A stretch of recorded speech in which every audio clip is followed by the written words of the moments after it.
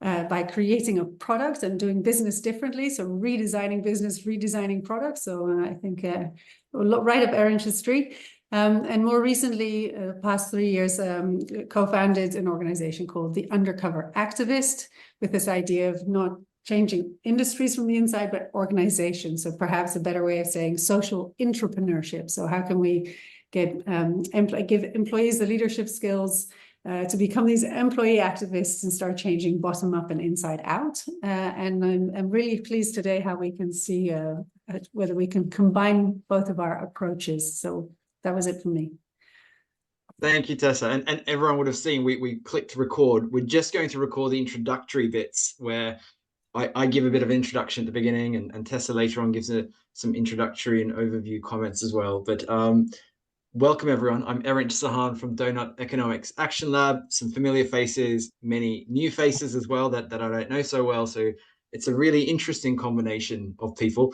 The reason that this is of particular interest, and I do a lot of webinars on Doughnut Economics and enterprise design, which I'll introduce people to in a few minutes. But the reason this is particularly important is that usually it requires a certain level of agency, a certain level of seniority to open up some of the conversations that we at Doughnut Economics Action Lab are trying to drive around redesigning ownership structures, redesigning governance models, redesigning financial models behind businesses. And here today, what's exciting is we're going to attempt to unpack together what employees can do from within organizations as entrepreneurs, as change makers that are embedded in businesses themselves. I'm excited by this because I've worked in big business before. I've worked with big businesses before, and I'm a deep believer that actually employees have got a huge amount of possibilities to drive change. And today we're going to sort of marry up some of those perspectives between what Tessa works on at Undercover Activist and what I work on with the Doughnut Economics community on redesigning business. And we've had some preliminary chats, Tessa and I think there's a really great combination of ideas and possibilities between the two of us. I'm going to do a little bit of, and I'm going to put everyone on mute if that's okay. I'm going to do a little bit of an introduction on the first half of the webinar that we'll be going through. So bear with me as I hopefully get the right sharing of screen going. And there we go. And essentially what we're going to do, and I've got a very quick sort of summary of today's webinar here, is it kind of breaks up into two, where the first half is more or less about Doughnut Economics as a way into thinking about the kind of transformations we might need to drive in the world of business.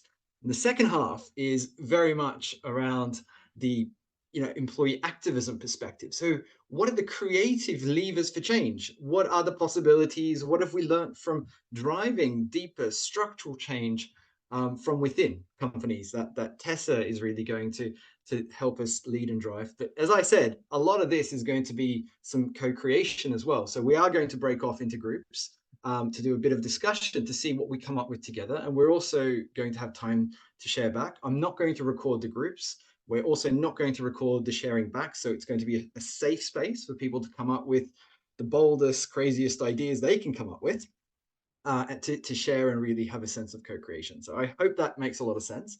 Now, I'm going to whiz through in about 12 to 15 minutes some key slides on what is the Doughnut, because I know there are some people here for whom the Doughnut is new, and what does it mean for the world of business. So firstly, the Doughnut is really a compass for human prosperity. It's about meeting the needs of all within the means of the living planet. How does it do this? Well, on the outside, we've got the planetary boundaries, the 9 planetary boundaries that Earth system scientists have told us we must not overshoot. We must stay within. We cannot transgress these boundaries. On the inside, there's also a social foundation. So these are the essentials of life that we need as humans on this planet. We need to have enough housing, enough energy, enough food, enough water, all of the things that are essential to us living healthy, decent, thriving lives. And it's that green space between that becomes our safe and just space for humanity. This is where we need to head. This is where business has to contribute to helping humanity get there. Though if we take a look at how we're doing, we're not doing very well. We're in overshoot on the majority of the planet's boundaries, not just climate change, but of course biodiversity loss, land conversion, chemical pollution, all of these essentials of the ecological ceiling that are currently being transgressed. We're in overshoot, and we're also falling short on life's essentials. So we don't have enough food, water, energy, etc. for hundreds of millions of people around the planet. This is a bit of a picture of crisis. And this is also a challenge to the world of business, to the world of policymaking, to the world of finance. If we look at it at a national level, there's a picture that emerges there as well, where we've created high-income economies that are using too much of their share of the planet's boundaries. They are in significant overshoot, and we've got lower-income countries, particularly in the global south, that are actually not using their fair share of the planet's resources. And if we keep flicking through, we'll see a picture emerges, which tells us essentially that we are all developing countries now. We all need to transform. We're all deeply out of balance. Those are countries that I'm particularly connected with. I've lived in the Netherlands. I grew up in Australia. I'm originally from Turkey. I've got a connection to all those, and all these countries are significantly outside of the donut. A deep transformation is coming. Now, what I'd like to put to you is that this is because we've created a situation, an economy, a world of business and finance where life, both human life and broader life, is in service to finance. And the reason that this is a conclusion that I'd like to put forward is that we're seeing, for instance, circularity, which is hugely celebrated, but it's in decline. We're seeing material use rising. If you look at the report of the Circular Economy Foundation, what you'll find is that the last 5 years alone, we've used about as much materials as the entire 20th century. So despite all the fanfare, despite all the sustainability enthusiasm out there, we're going backwards, not forwards on most things. At the same time, we're setting big climate targets, but action isn't following. The Science-Based Targets Initiative has relegated a whole bunch of companies that have made big statements, big claims, big commitments, but the action, the transformation behind it hasn't. Meanwhile, poverty is rising again for the first time in a while, according to the World Bank. And we know inequalities are rising, both wealth and income inequalities in a multitude of ways. Worker and farmer incomes are stuck. There's been decades of working deep in global supply chains. The farmers are about as poor as they ever were. The workers are about as poor as they ever were. We're unable to move people out of poverty in some of those supply chains. Meanwhile, the markers of our economic success tell us that, hey, we're doing great. The stock markets are at record high. Private equity returns are at record high. And sadly, the business models, the products, the services, the way businesses are behaving, they're not transforming. That transformation is being delayed, it's being held back.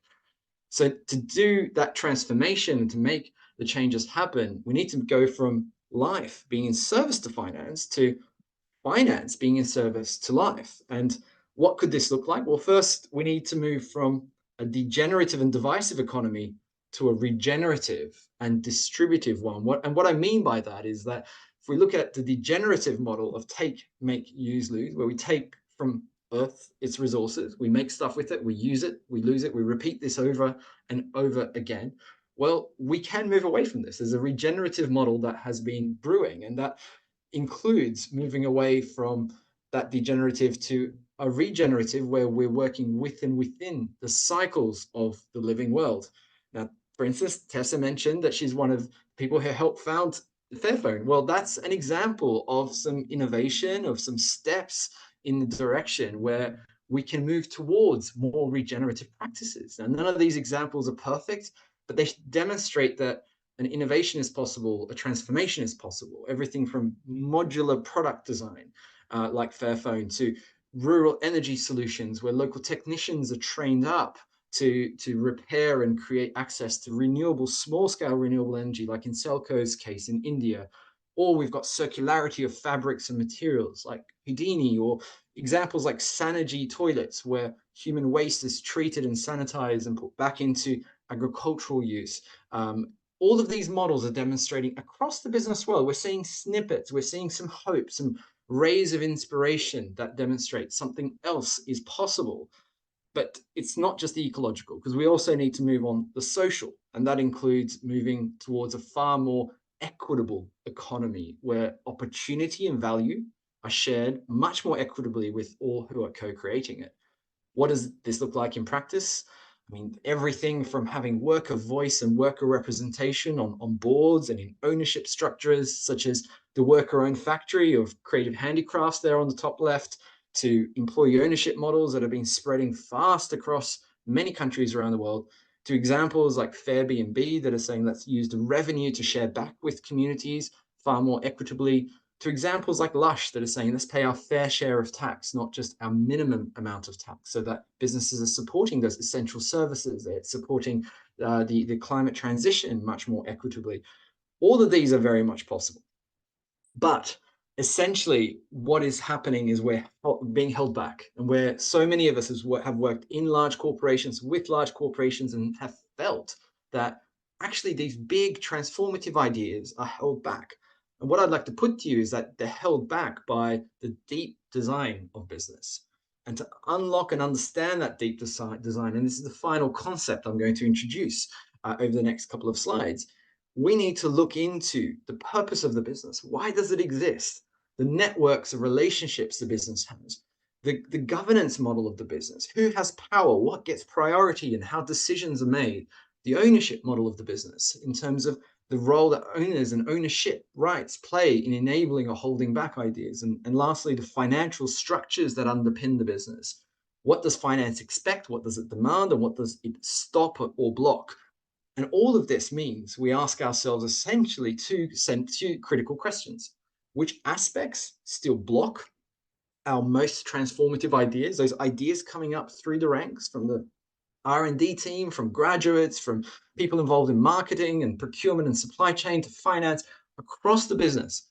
Transformative ideas are formulated, but they're often blocked. So what is blocking those ideas in the business? And how can a redesign of business help unlock those ideas? How could we identify ways to change the very structures of business so that we're not just fighting idea by idea, trying to make the case, trying to work sometimes against the grain of the design of the company, but redesigning the company to unlock those ideas? What could this look like? I mean, many of you are based in around the Netherlands. If you look at Tony's Chocolonely, it's a really fascinating model where, yes, it starts with a particular purpose of creating 100% slave-free chocolate as the norm, but it goes beyond this and says, well, let's make sure that we pay above even the fair trade minimum price. We create long-term commitments and relationships with our suppliers and supply chain, and we lock this in through a mission lock. So there's a handful of guardian shareholders that have got special rights to make sure the business doesn't stray away from its core purpose. If we look at networks, relationships that the business has with a range of different organizations, with a range of different stakeholders, what you'll see is that businesses like El Puente have said, we're going to have long-term relationships with a whole host of people, including our supply chain, and put them on our board and make sure that those supply chain actors, the workers, the communities that we impact, all have seats of representation on the board of the company. So when times get tough, they can sway into action to support those stakeholders and those impacts. El Puente is also one of the first companies in the world to work with a verification called People and Planet First, that is looking at the deep design of businesses and verifying that, look, they are designed in their organizational structure to put people and planet first. Another example is going into the governance. So how is a business governed and what's it serving through its governance? If you look at Faith in Nature, for instance, they've decided to put nature on their board through the organization Lawyers for Nature.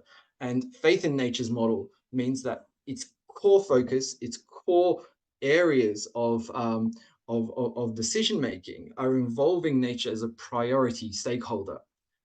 If we look at ownership, we've all seen some examples of steward ownership around the world, and one which was inspired by steward ownership is the ownership redesign of Patagonia, which said that, look, we're going to have Earth as our only shareholder, and we're going to create two kinds of share classes. One share class that owns all the voting rights, and one share class that owns all of the dividend rights, separating money and power in its ownership model and taking away that drive to maximize returns and unlock a whole host of different decisions that might not otherwise be possible. And the last example from finance, if we look at, for instance, Danone and what they did in in Bangladesh, creating a subsidiary through a joint venture with Grameen Bank that says we're going to reinvest all of the profits of this business back in itself to make sure that it can provide cheaper and more nutritious products that are fortified for the people and children of Bangladesh that miss out on nutritious food. So these are all ways different businesses have taken the purpose, networks, the governance, the ownership, and the finance of a business and said, hey, let's create a model where we start to redesign ourselves deliberately so that we can unlock different behaviors. We set up our financial structure so that we can reinvest in ourselves to enable us to do these things that are more socially equitable. We've created a model of board design where the board represents different kinds of stakeholders that allows us to focus on more regenerative, more sustainable objectives. We've created a model of ownership that means that there are other stakeholders that are part of the mix. And we've moved away from more extractive models of ownership. All of this means that we unlock a whole host of new opportunities. Now, just before I finish, I want to sort of say that I've gone through this very quickly, but there are organizations around the world that are set up and designed to run workshops with businesses and other stakeholders using Doughnut Economics, and you can find them on our website under Organizations in Action at doughnut-economics.org. So if you want to go deeper, that information's there. But I'm going to pause now to ask two questions that I'm going to ask you to also reflect on in the groups that we're about to create. And the first question is, which aspects are blocking these transformative ideas? When you come up with transformative ideas in a business you work in or with or see in some form, where are you seeing these design elements holding back really ambitious ideas? And secondly, how might you be able to help redesign these companies? I mean, and here we want you to just put aside concerns around, well, I can't control what the board looks like. I can't control the ownership model. I can't control the financial structure. I've got particular, P&L requirements, particular internal rate of return requirements or margin requirements. We want you to put that aside for a second and think, if you had a magic wand, if you had access and ability, are there changes you might propose to the design of the business? Because in the second half, we're going to then look at more practical things. Well, what could you do to drive these sorts of conversations to help redesign companies and to unlock much more ambitious action through it? So I'm going to talk about employee activism, and it's really hard to know where to start when it comes to this topic. I started with this question. Everyone can see my screen, I hope. Can businesses be the catalyst for a just transition? Because it's a question that I've been holding, I think, for the past decade or so. And, I think in response to kind of some people's, this idea of hope, a lot has changed, from the days that the sole purpose of the business was to make money, is that you see that there has been a lot of external pressure on businesses, and that can be through legislation, regulation, certifications.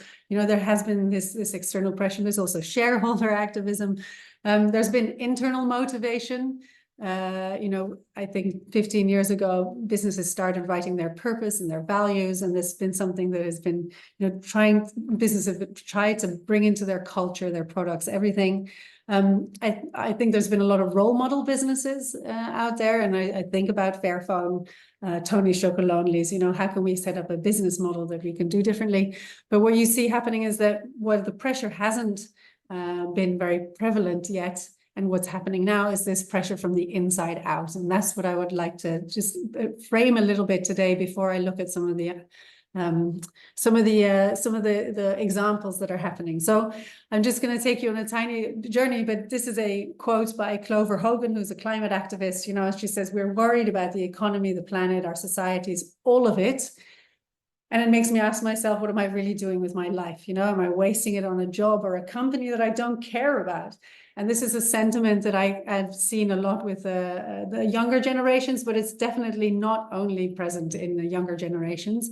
I think people are starting to question, if I want to actually make a difference, I can do that by going out onto the street and saying what I feel, or voting with my wallet, or buying certain goods. But what am I actually doing with my life at work? Am I living the values that I believe in my workplace.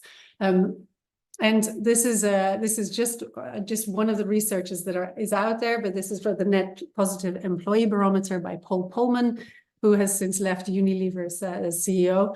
But he interviewed only 3,000. There's another one from Deloitte, which is much bigger. But he says, nearly 50% of employees say they would consider resigning from their organizations if their company values don't align with their own, even in difficult economic times. And 33% say they already have. And this is much higher for Millennial and Gen Z.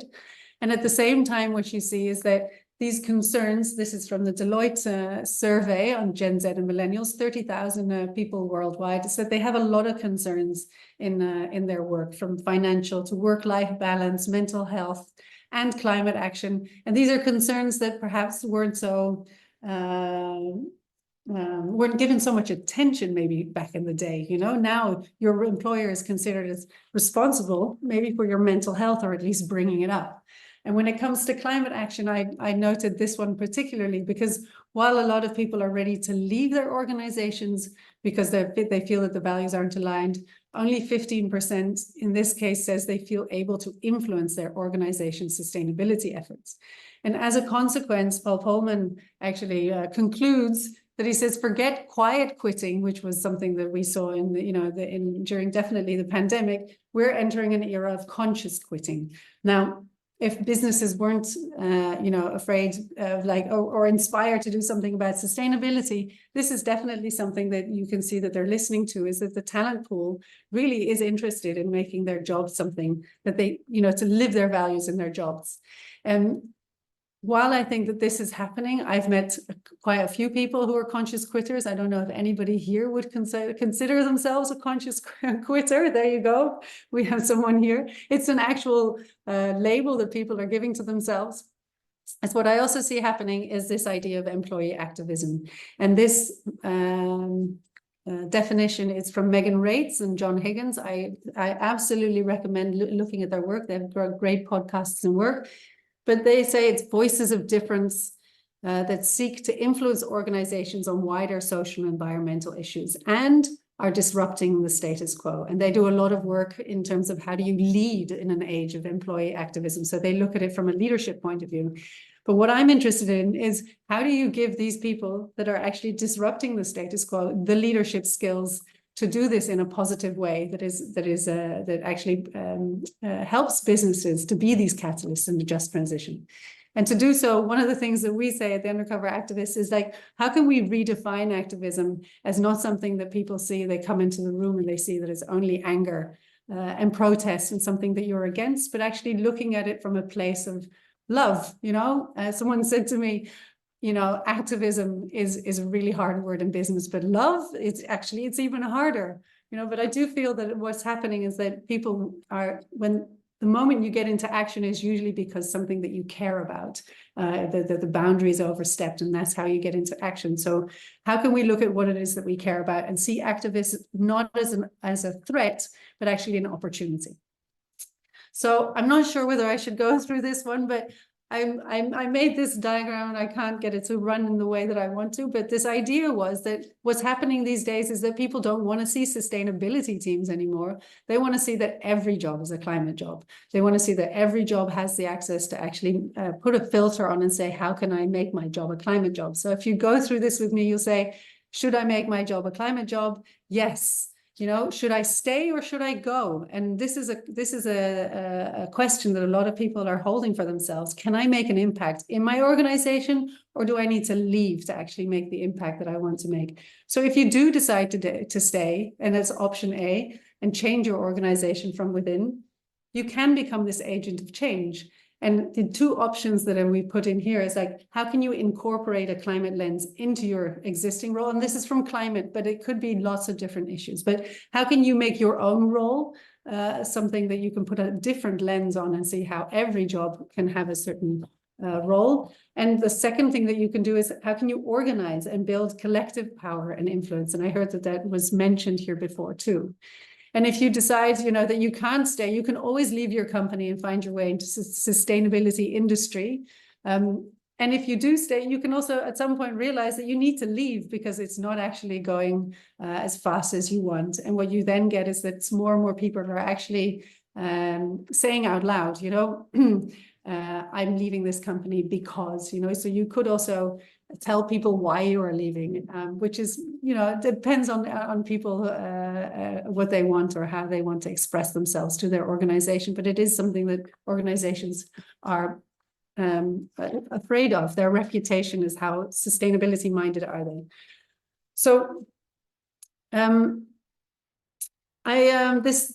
this quote is used often, and I don't actually like using it because then starts to maybe feel like cliche, but I'm purposely using it today because of Erinch's presentation. I think that sometimes we look at all the things that have appeared and it feels like they've appeared out of nowhere, you know, or they've appeared from the top, or somebody one day had a bright idea. But a lot of the change that you see in organizations is about a small group of people who've come together to see how they can change something. And we sometimes think that it's the CEOs and the legislators and the people in positions of power. But I think it's really good to remember that a lot of these things also arise bottom up. And I'm going to give you a few examples to move forward and to think about. So how are employees using their agency at the moment to inspire or redesign organizations?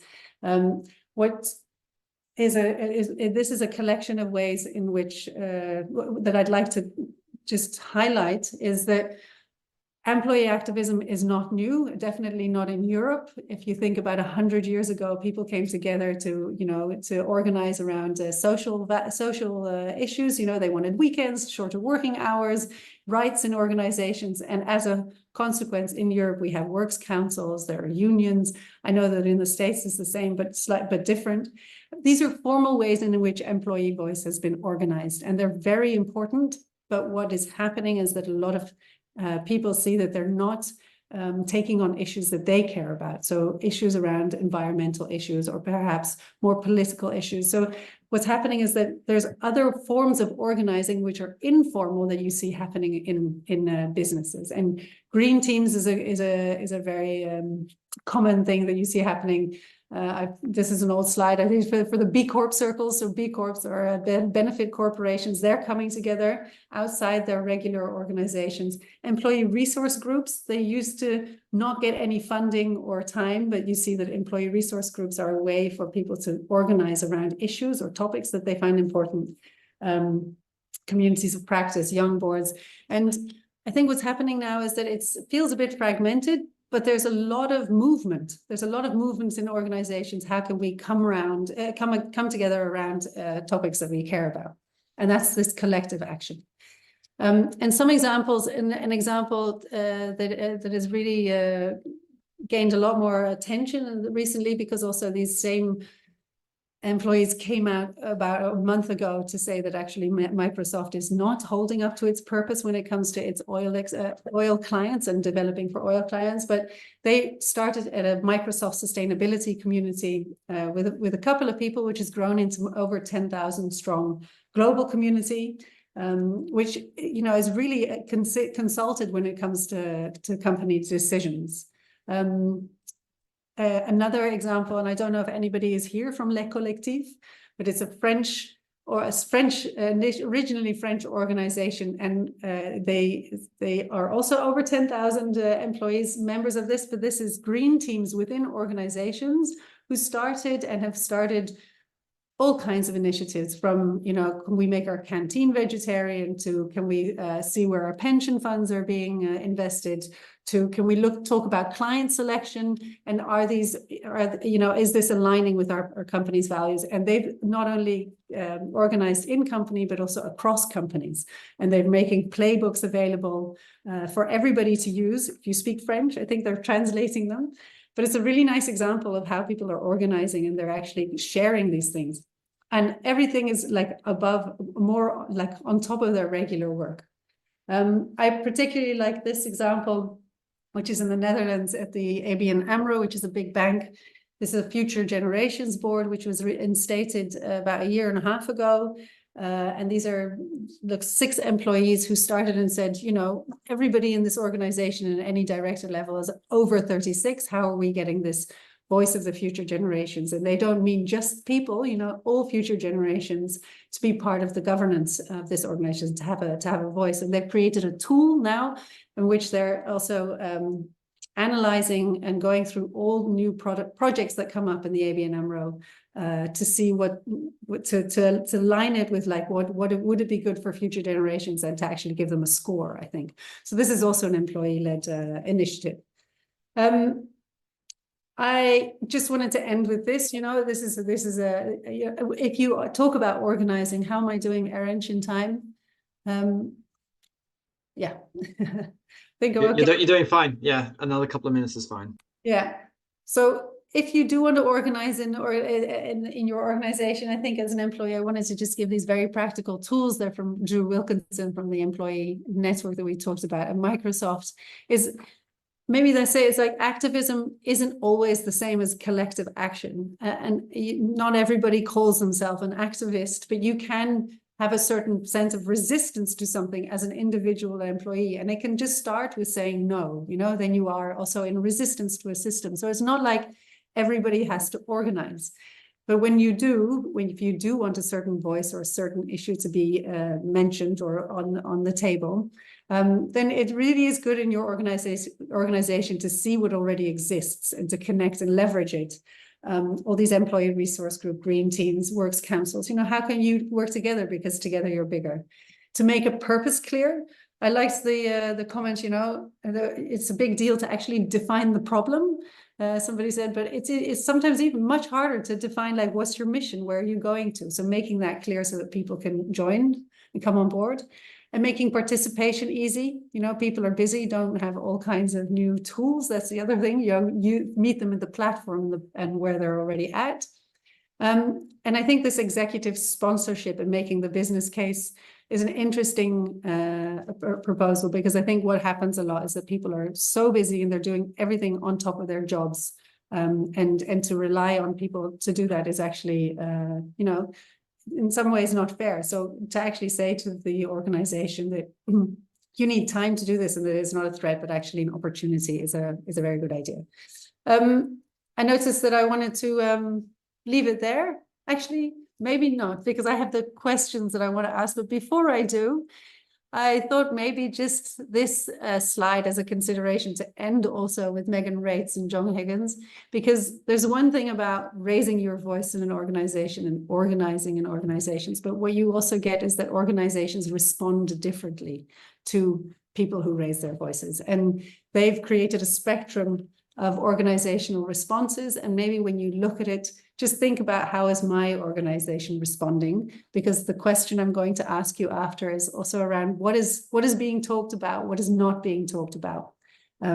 So the range of organizational responses that they've identified goes from the left of non-existent, you know, employee activism is non-existent, it's not happening, we don't see it anywhere, to actually organizations that are stimulating activism and saying, you know, we should actually get people to be more active and to raise their voices on issues. And non-existent is, you know, it's very oppressive. It's really hard in organizations where it's non-existent to raise your voice. Suppressing it is a step higher. Facadism is maybe interesting. It's like people are saying the right things, but they're not actually doing anything. This facade of change. Defensive engagement, somebody said, is like, what does legal say? You know, it's like, okay, I'll engage with the employee activists, but I'm not entirely sure if we can. And then we have dialogic engagement and stimulating activism. I think that that was enough for nice to go into breakout. What I would really like to ask, we're going to have 10 minutes this time, a little bit less, because we everybody knows each other now, is, can you think in your organization, what are the conversations that you're not having but should be having in your businesses, and what can you do to drive, I wouldn't say necessarily the conversations, but what you can do to drive change? So maybe we can stop the recording and then